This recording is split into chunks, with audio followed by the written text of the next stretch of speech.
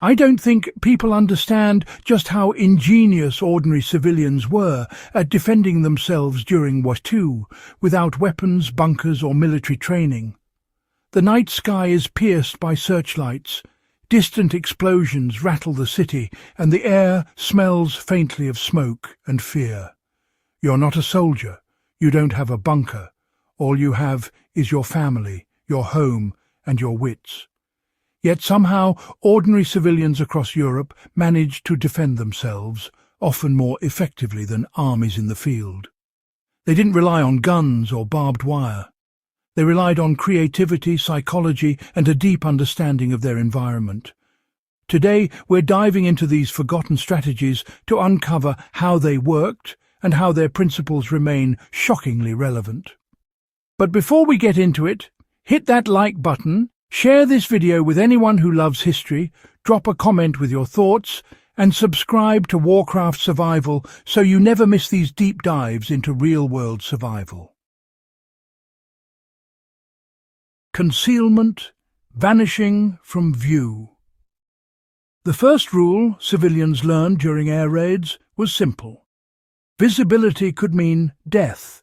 A single flicker of light through a window could turn a home into a target.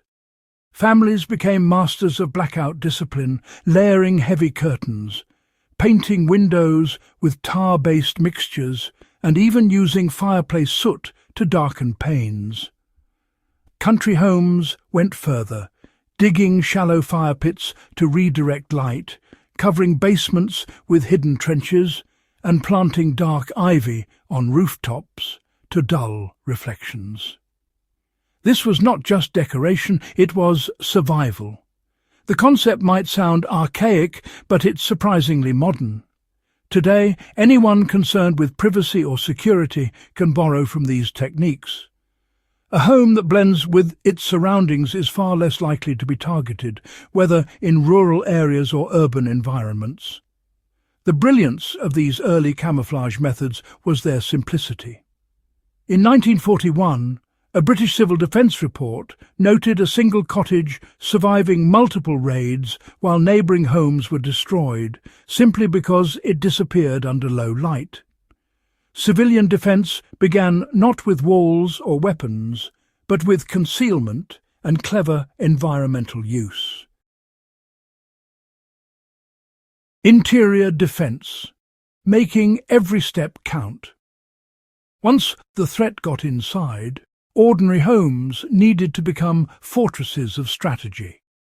Civilians quickly realised that interior layouts could serve as passive defence.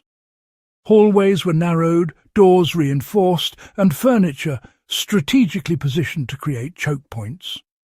A solid table near a back door wasn't just furniture, it was a barrier, buying crucial seconds to escape or alert neighbours. Civil defence manuals circulated widely, teaching people to create secondary escape routes and plan movement paths so that every entry point was visible and every room had a defensible position. The genius of these techniques lies in their subtlety. You didn't need guns or locks to defend a house. You needed anticipation, awareness, and the ability to delay an intruder long enough to react. Modern survivalists still use this principle today, whether arranging furniture to limit blind spots or designing entryways that make any unauthorized movement noticeable. Defense is often about time and perception, not confrontation. Gardens and natural deterrents. Well, outside, gardens became more than just a source of food. They were transformed into living defences. Thorny shrubs like hawthorn, holly or pyracantha replaced fences, growing silently, self-repairing, and creating natural barriers against intruders. Paths of gravel, crushed shells, and narrow walkways acted as mechanical alarms, producing sound when disturbed.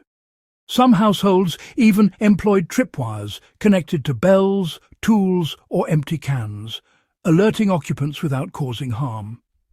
The brilliance of this system was that it worked continuously, silently and invisibly. An intruder would never know which hedge concealed a thorn or which path betrayed their steps. Modern equivalents are, honestly, quite easy to implement. A gravel walkway, strategically placed shrubs, or subtle mechanical alarms near windows. The psychological advantage remains the same.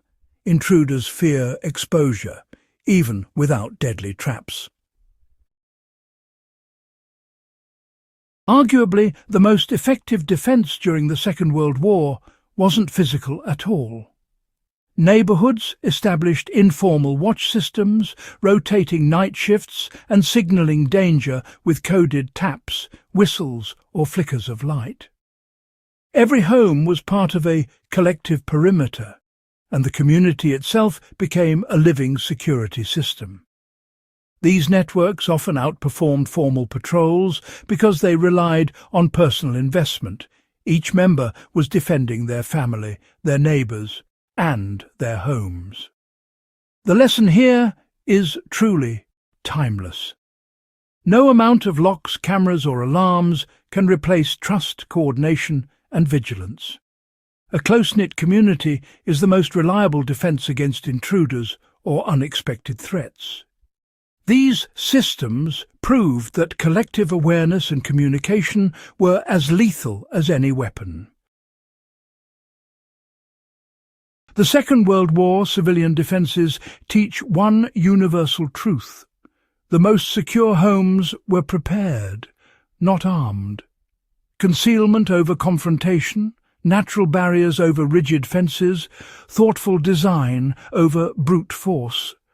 Every principle that kept homes safe under blackout skies translates directly into modern survival strategies. The goal was never aggression. It was anticipation, cleverness, and using what you had to turn weakness into strength. As modern history enthusiasts, survivalists, and curious minds, these forgotten techniques offer a blueprint for resilience. Studying them isn't just about nostalgia, it's about practical wisdom, the kind that can still protect lives and property today. So, if you've enjoyed exploring the ingenuity of ordinary people during extraordinary times, don't forget to like this video, share it with fellow history buffs, comment your favourite insight, and subscribe to Warcraft Survival for more guides that turn history into actionable knowledge. Together, we can uncover lessons from the past that still matter today.